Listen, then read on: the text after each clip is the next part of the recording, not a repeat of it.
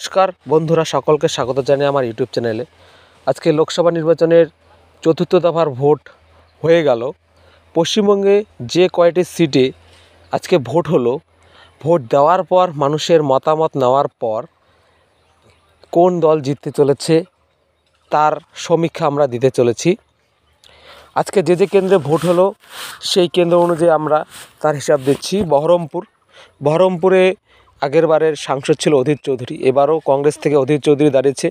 তৃণমূল থেকে দাঁড়িয়েছে হেভিওয়েট প্রার্থী ইউসুফ পাঠান এবং বিজেপির প্রার্থী হচ্ছে ডক্টর নির্মল সাহা।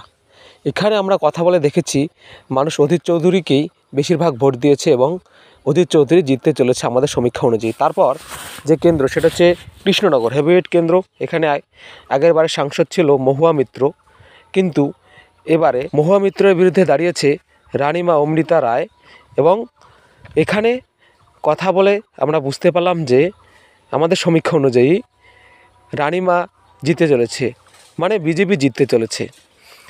তারপর কেন্দ্র আসবো রানাঘাটে আগের বারের সাংসদ ছিল জগন্নাথ সরকার, এবারও বিজেপির প্রার্থী জগন্নাথ সরকার রয়েছে, কিন্তু তৃণমূলের প্রার্থী হয়েছে মুকুটমণি অধিকারী, যিনি বিজেপিরই এমএলএ। সেখানে সমীকরণ একটু পাল্টে গিয়েছে।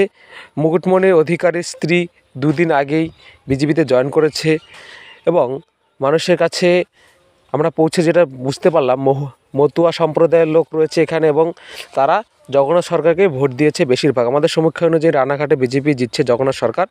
তারপর আসবে বর্ধমান পূর্ব, এখানে দাঁড়িয়েছে অসীম সরকার বিজেপির এবং তৃণমূলের ডক্টর শর্মিলা সরকার। এখানে আমাদের সমীক্ষা অনুযায়ী মানুষের সাথে কথা বলে যা বুঝলাম অসীম সরকার এখানে জিততে চলেছে।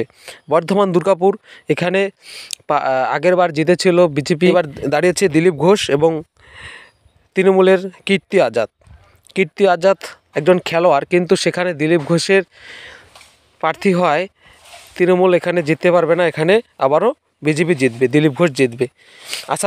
আসানসোল এস আলুওয়ালিয়া, যিনি আগে বর্ধমান দুর্গাপুরের সাংসদ ছিল এবং দার্জিলিংয়ের সাংসদও ছিলেন, পরপর দুবার তিনি সাংসদ ছিলেন দু জায়গায়। এবার আসানসোলে তাকে প্রার্থী করেছে বিজেপি, তার বিরুদ্ধে হেভিওয়েট প্রার্থী তৃণমূলের শত্রুঘ্ন সিনহা কিন্তু এখানে হারতে চলেছে এস আলুওয়ালিয়ার কাছে আমাদের সমীক্ষা অনুযায়ী। তারপর আসবো যে কেন্দ্রে বোলপুরে অসিত কুমার মাল আগের বার সাংসদ ছিল, এবারও তিনি তৃণমূলের প্রার্থী অসিত কুমার মাল এবং বিজেপি প্রার্থী প্রিয়া সাহা।